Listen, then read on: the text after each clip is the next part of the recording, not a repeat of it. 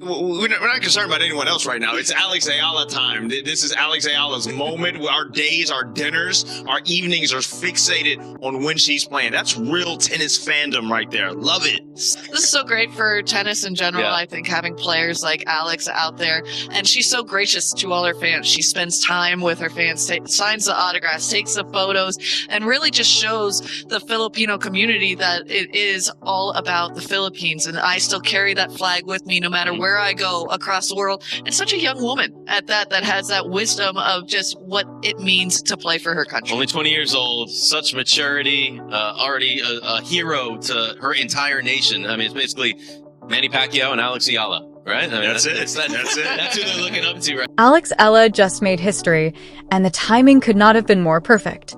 The Filipino tennis player woke up to a ranking update that placed her at number 28 in the world on the WTA live rankings. That is her career high. That is also a number that no Filipino tennis player has ever seen before her, and it is a milestone that deserves to be recognized for exactly what it is, a genuine breakthrough on the global stage. She did not get there with an easy week. At Indian Wells, California, she fought through a match that at multiple points looked like it could end her tournament run entirely. The kind of match where most players find a way to lose, where the momentum shifts against you, and the door starts to close. Alex Eala found a way through anyway. She won it, moved on, and then showed up to the press conference afterward looking like someone who had simply done what she came to do. No drama, no visible relief. Just a player who believed in herself when it mattered most. And then the ranking update dropped, and suddenly the tennis world had a new name to pay attention to. What makes this moment so significant is not just the number itself, but what it represents for Filipino tennis as a whole. This is uncharted territory. No one from the Philippines has ever climbed this high in the WTA rankings, and Alex Eala is the one who got there, doing it on one of the biggest stages in the sport. The real conversation now is about how much higher she can go. By the end of 2026, does she break into the top 20? Does she push into the top 10? Or is this just the beginning of something even bigger? That is the question everyone in the tennis world is starting to ask, and it is a question worth answering. Drop your prediction in the comments right now. Yastremska left herself exposed when she came forwards.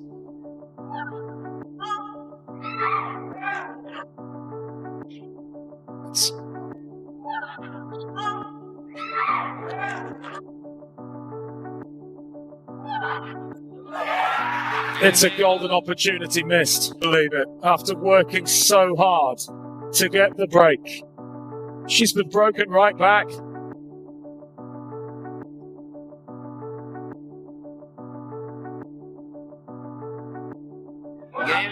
Oh. Couldn't have placed it better.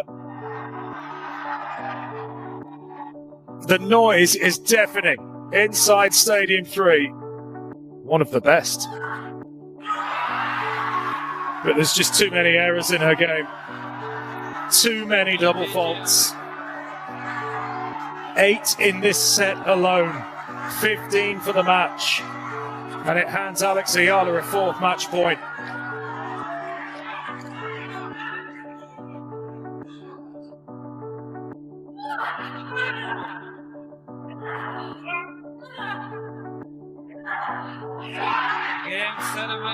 It's Eala's night, and the Filipina wins a blockbuster close to midnight in Indian Wells. Look at the great respect between these two. This was a sensational match. Diana Yastremska more than played her part. Lovely respect between the two, but it's Alex Eala who thrives in these matches. She thrives in these kinds of atmospheres, and she's done it again. 7-5, 4-6, 7-5. Incredible, absolutely incredible. And if not the match of the tournament so far, it's certainly a big contender, and it's going to be hard to beat.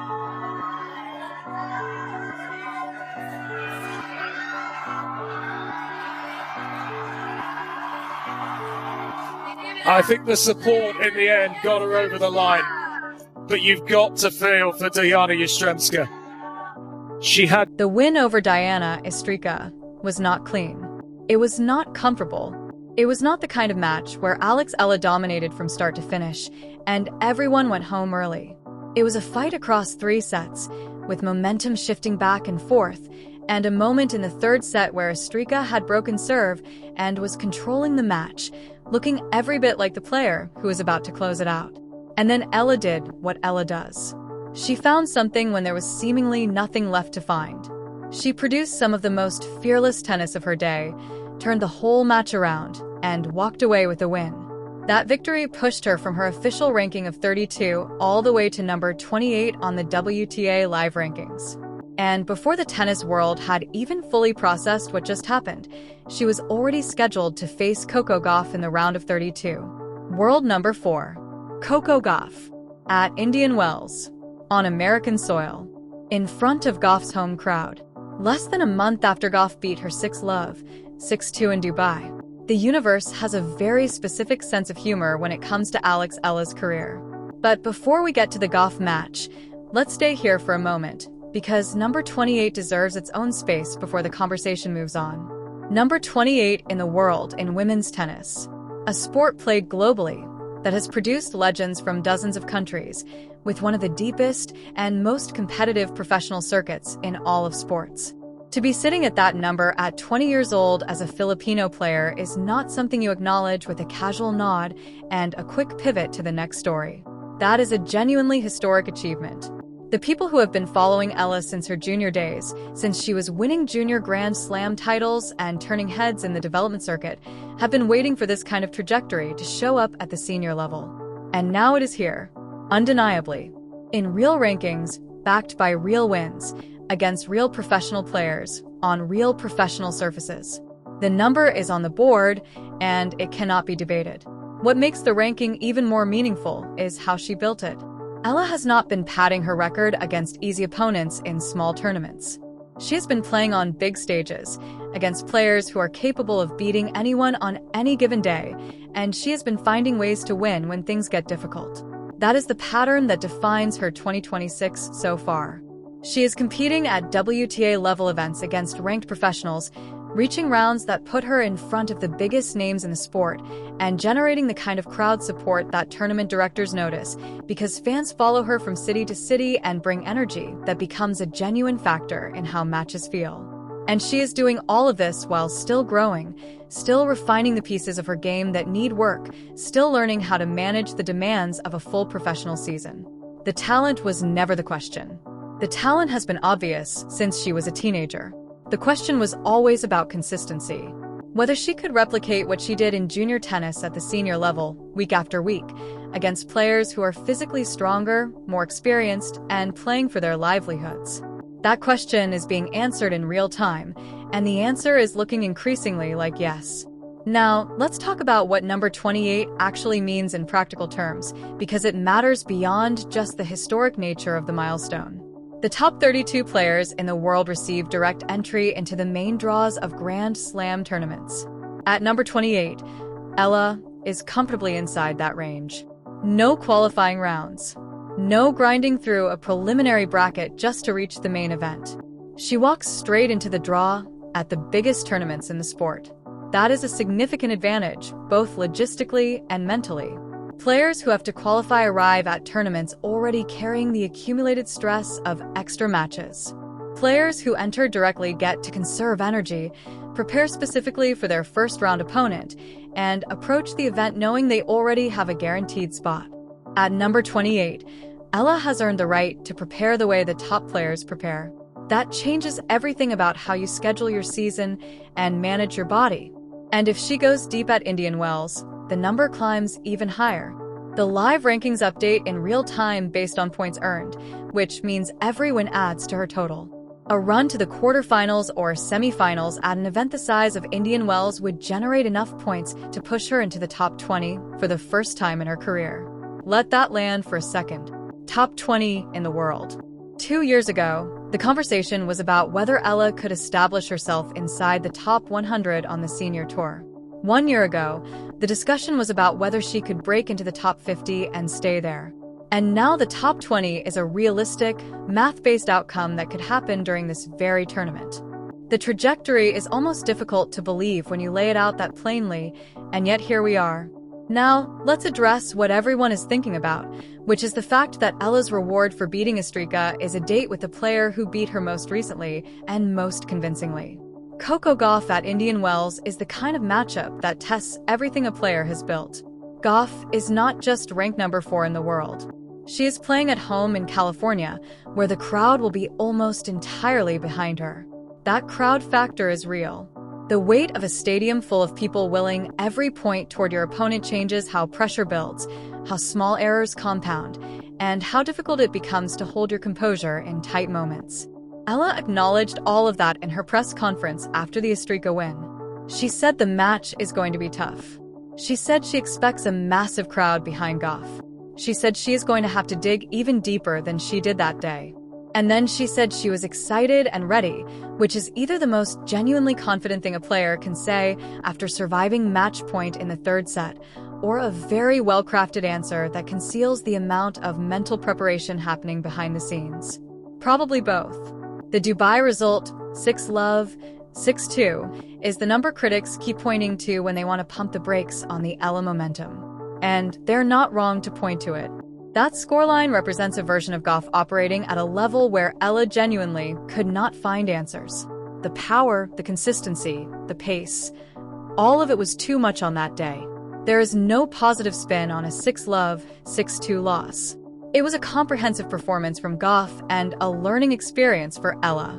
But here is the part those critics tend to leave out. Ella played that match at a lower ranking, at an earlier stage of her season, before the run of wins that has now pushed her to a career high.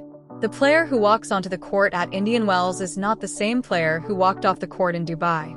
She has added match experience. She has added confidence from surviving difficult situations. She has added the specific knowledge of what Gauff does and what adjustments need to be made. Whether those adjustments are enough to change the outcome is a separate question, but the inputs are different, and that matters. Also worth noting is that Ella and Gauff have history beyond their singles matches. They were doubles partners at some point in their careers, which means Ella has seen Gauff up close in a collaborative context. She has watched how Gauff moves, communicates, and reads situations from the same side of the net. That kind of familiarity does not automatically translate into a singles win, but it is not nothing either. Knowing your opponent as a person and as a player gives you a different kind of information than just watching film. The broader picture for Ella in 2026 is one that the Philippine sports community has been waiting for with growing impatience. Breaking into the upper tier of professional tennis as a player from the Philippines, without the infrastructure, coaching pipelines, and historical track record that players from the United States, Russia, the Czech Republic, or Australia benefit from, is genuinely harder than it appears from the outside. The resources that go into developing a top 30 player in those countries are enormous. The development systems, the early identification of talent, the financial support, all of it compounds over years and produces players who arrive on the senior tour already battle-tested and well-resourced. Ella got here on talent, on work ethic, and on a mental toughness that has been visible since she was winning junior titles and making people take notice at a very young age. She carries an entire country's expectations onto every court she walks onto. The fan base that travels, cheers, and floods social media with support after every win and every loss is a reflection of what she means to Filipino sports as a whole. Number 28 in the world is not just a ranking. It is a statement about what is possible. It is proof that the trajectory was real, that the junior success was a preview and not a ceiling, and that the senior tour is exactly where Alex Eala belongs. The critics who questioned whether she could make it at this level, whether the junior resume would translate, whether she had what it takes to compete against the best players in the world on a consistent basis, they are watching the ranking updates right now. And the ranking updates are saying the same thing that every match adds to. She is here. She is climbing. And she is not done. Indian Wells is not over. The Gauff match is coming. The crowd will be loud. The opponent will be elite. The moment will be massive. But a player who fights back from match point down in the third set and then tells the press she is excited for what comes next has a quality that rankings cannot fully capture. Number 28 is where she is today. Where the ceiling actually is, nobody has a convincing answer to that question. And if you have been following this story from the beginning, that is exactly where you always hoped it would end up.